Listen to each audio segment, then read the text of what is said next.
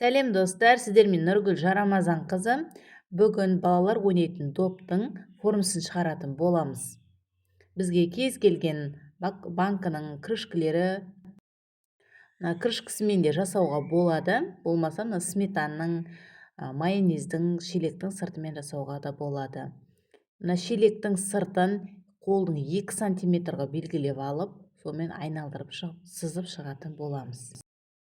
Өзіңізге ұнайтын қалай ыңғайлы баклажканың астын кесіп алуға болады. Мен мына сметаның шелегін кесіп алдым.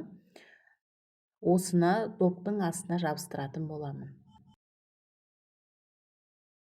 Қисық жерлері болса, қайшының көмегімен тегістеп алған жақсы. Себебі формасын шығарған кезде қисық болып шығатын болады.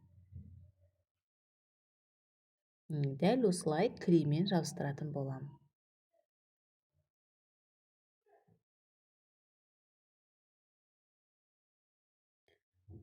Маған акриликтің дәл ортасына клейін жағатын болам. Жағып, допты соған клейлеп тастаймын. Себебі мен форма жасаған кезде қозғалмау үшін керек болады.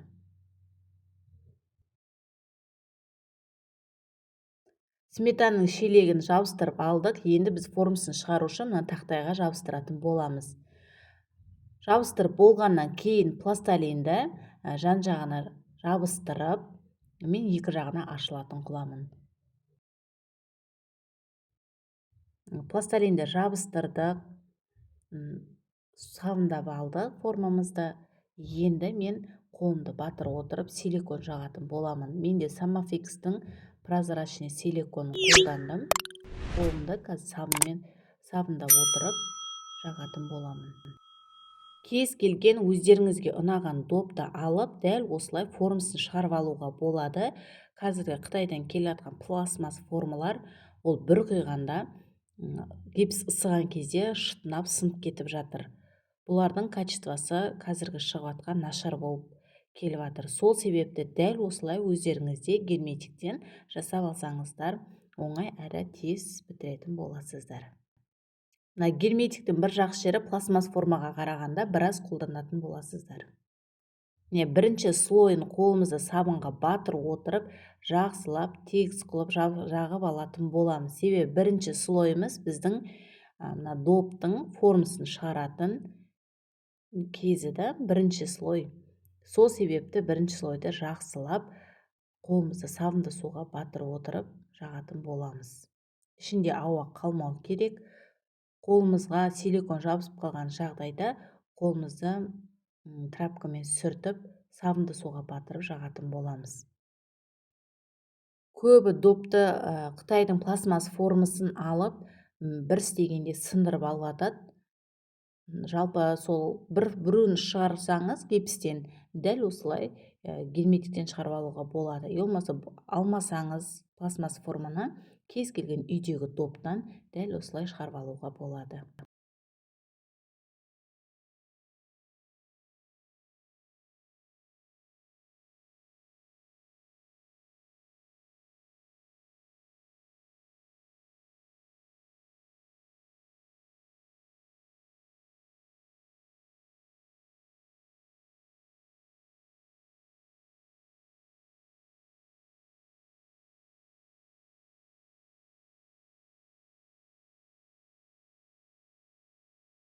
Міне мен доптың бір жағына 2 слой жақтым, маған бір силикон кетті. Дәл осылай бір күнге қоятын боламын.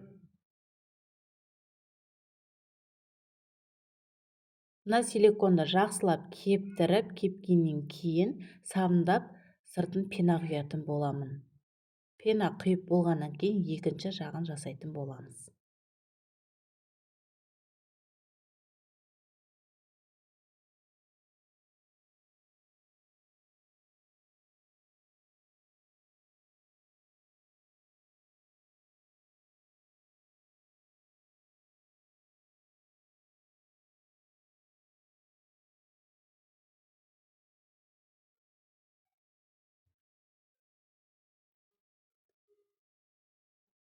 Пенаны құйып алдым, пенам кепті. Енді бер жағындағы пластилинді алып тастап, екінші жағын сабындап герметик жағатын боламын. Бір жағынан не үшін пена жағып алдым? Себебі екінші жағын жасаған кезде біздерге герметикті бірінші слой жаққан герметигімізді ұстап тұру үшін пена жаққан болатынмын.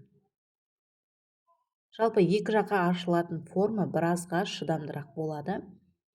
Себебі мына асты кішкентай, доптың үсті үлкен болғандықтан шешілгенде силикон жыртылып кетуі мүмкін. Сол себепті екі жаққа ашылатын қылып жасадым.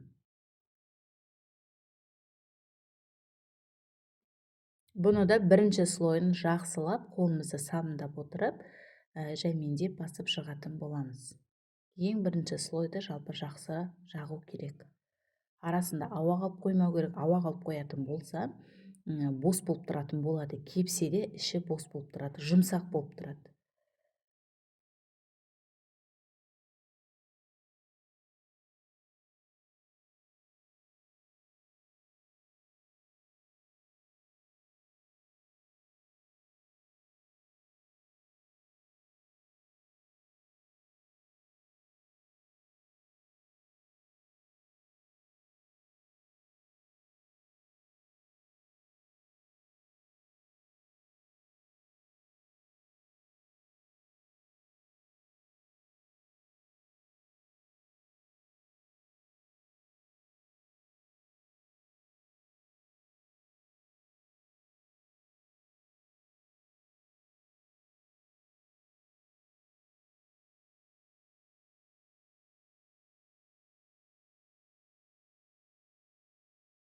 Неме силикон кепті, бұны енді сабындап сыртына пена құятын боламын.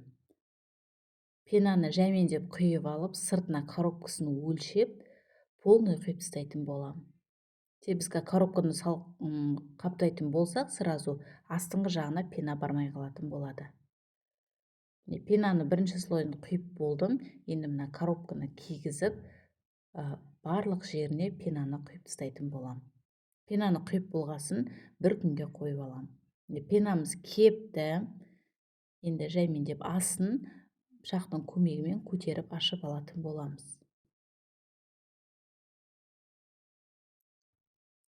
Ашып алдық. Енді мына екі жаққа ашылатын болғандықтан дәл осылай кесіп алатын боламын.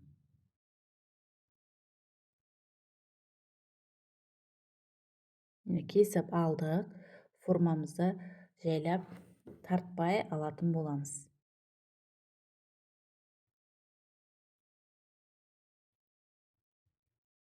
Бірінші алған кезде жәймендеп алған жақсы. Әлі формамыз өз-өзіне келген жоқ. Сол себепті міне жәймендеп шешіп аламыз.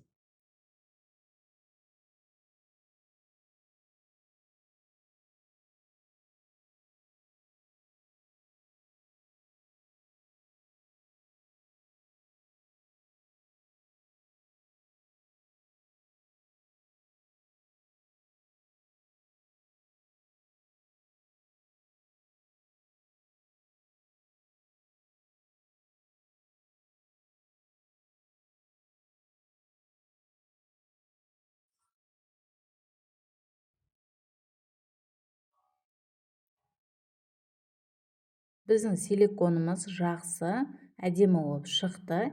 Келесі видеомда бұл формаға гипс құйып қалай шығатынын бірге көретін боламыз. Формамыз қалай шыққанын бір-біріне жауып, резинкамен кигізетін боламыз. Менің видеом ұнап жатса, лайк басып, комментарий жазып, каналға тіркеліңіздер.